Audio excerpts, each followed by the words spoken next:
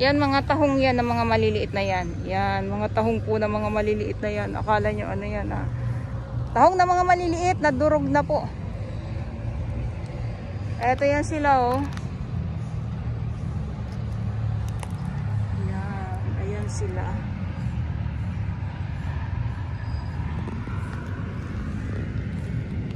Ayan sila. 8:34 ng umaga na po. Oh, linaw. Ang linaw. Kaya naman talaga naman. Dami mga ibon. Sa mga susunod mga araw nito, marami tayong makikitang mga isda na naman dito. Nandun sila sa kabila, tas dito sa kabila. Kaliwat kanan.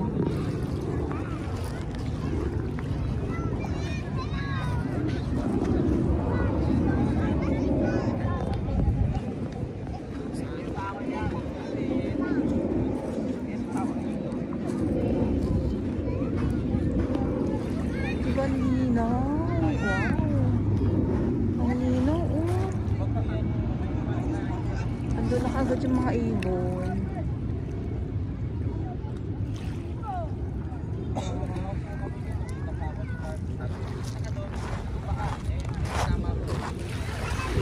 Lakad muna tayo dito.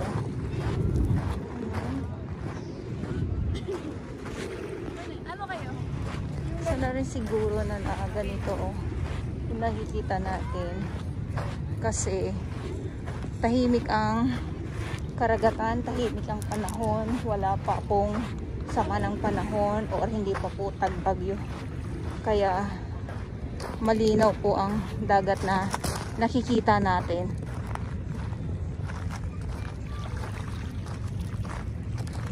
Pero yung mga seaweeds talaga, sila na naman yung mga nangingibabaw. Uy, nangingibabaw, ayan ang dami oh. Pero yan, kinakain pala yan. So, doon ko lang nalaman, ginagawang salad. Tapos dito minsan maraming tahong yan dyan.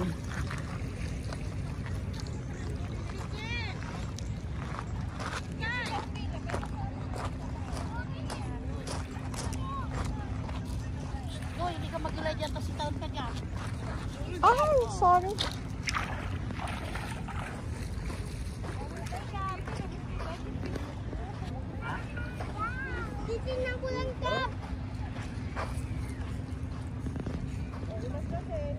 Ang dami. Ayan oh.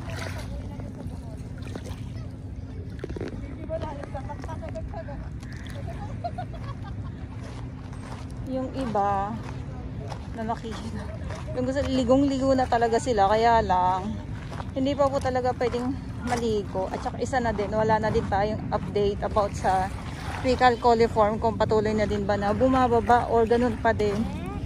Kasi parang wala na din po tayong nakikitang nagkukuha ng sample ng water. Hindi katulad dati na halos araw-araw mayroong kumukuha. So yan lang ang ating mga MMDA. Nandyan sila. Lakad muna tayo dito sa 2. Ay, makulimlim. Mang dito. Ang view, maliwanag. Ako limlim ng ano dito kasi yung sa ano ng araw. Malinis.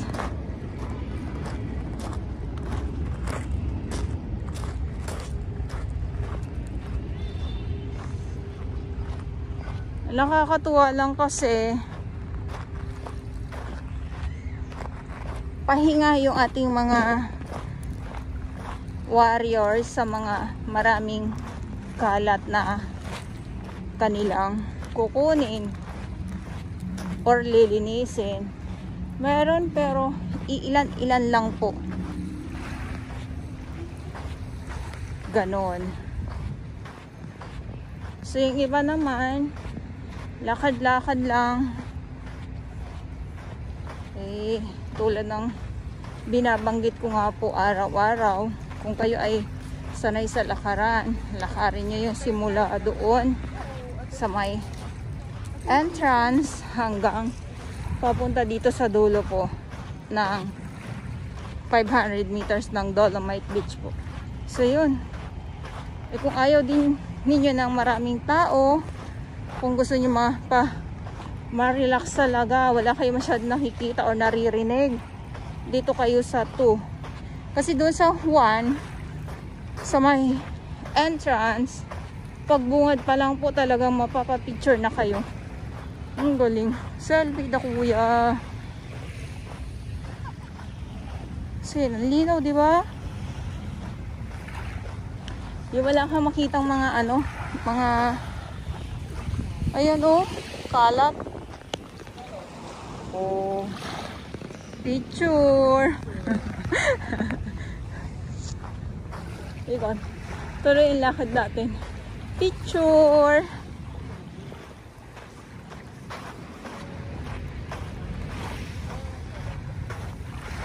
So pag minsan, pag sobrang high tide, mas nakikita ninyo na iba yung kulay ng dagat. Ayan po, lumot kasi yan dyan eh. Dito, ayan Tapos, sasabihin ninyo iba na yung kulay. Kasi yung mga lumot, nakakapit na po yan sa geotextile po. Tapos minsan, yung mga shell na mga maliliit, ay nadudurog. Tapos dito nga sa dalampasigan, ayan nakikita natin. O di ba? Ganda ng view. Okay, so tuloy pa din ang ating paglalakad.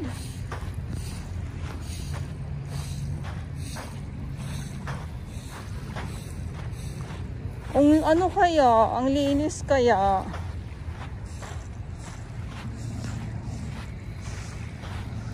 O, eto na naman. Ay, may isda na siguro na to, nalaglag to. Yan. Ayan yung mga brown na yan. Ito po ay mga shell or mga tahong na mga maliliit. Ayan, ang dami na. Tapos dito, ayan. Ito yung geotextile na dito nga po nakakapit itong mga tahong na mga maliliit na nandito na mismo sa dalampasigan. Tapos minsan yung mga halaan. Ayan. Mga na po yan, walang laman na po ito, yung mga nakikita natin ha. So hindi ito nilagay dito or sinaboy. Ito po ay nakakapit dito sa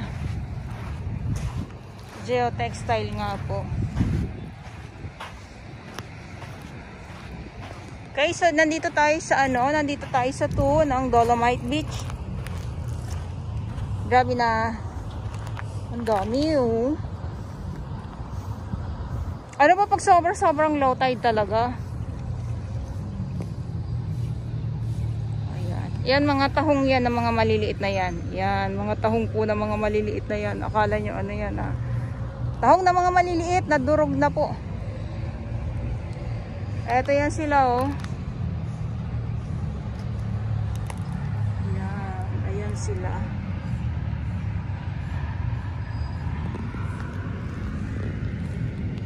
Ayan sila.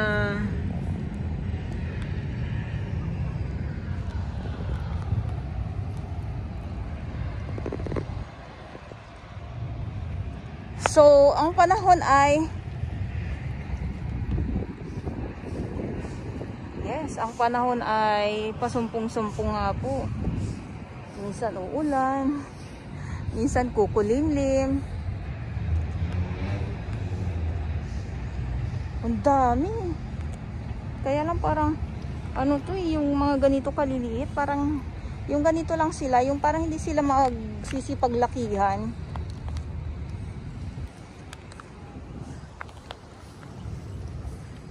Kita niyo po ba yan?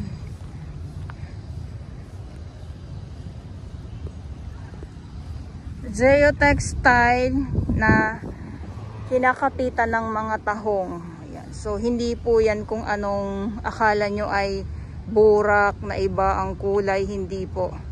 Ito ay geotextile po ito. Okay, sa aking mga viewers.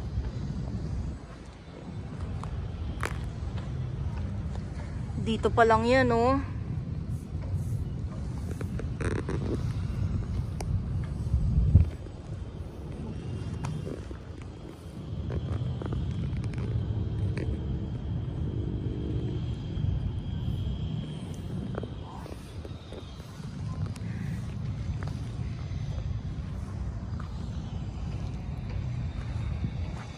Nagtutumpukan.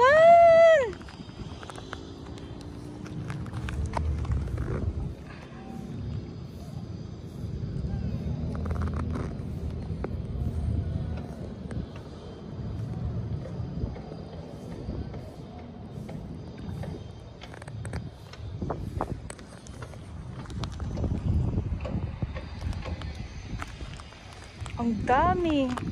Grabe, akala nyo kalat ano. Hindi po kalat yan. Nagkalat ang mga ano. Nagkalat ang mga tahong. Nagkalat dito sa Dolomite Beach po.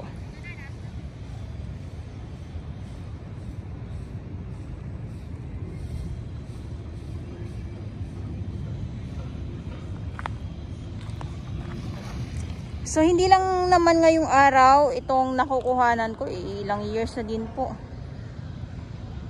Talagang ganito. Lalo na pag sobrang low tide po, ito talaga ang makikita natin dito sa loob ng Dolomite Beach.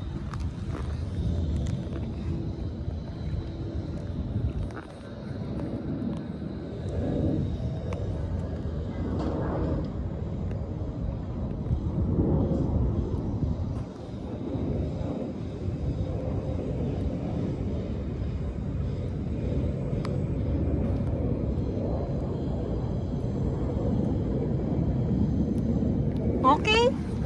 Okay.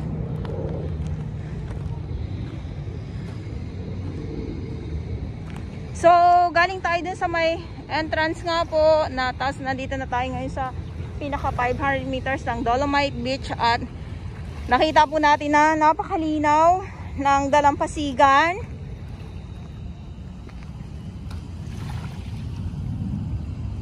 Ayan, oh.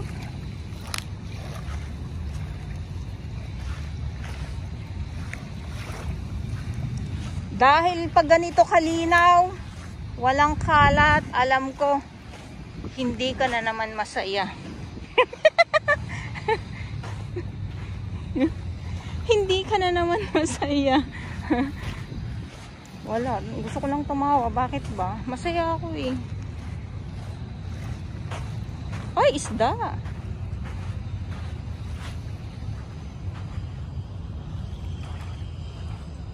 Tapos minsan itong mga bato na to, ang dami din dito.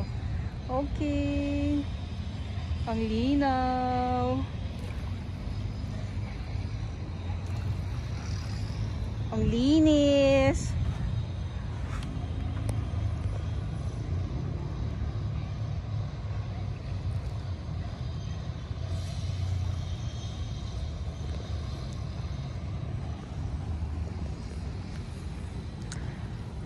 So ito yung update natin muli.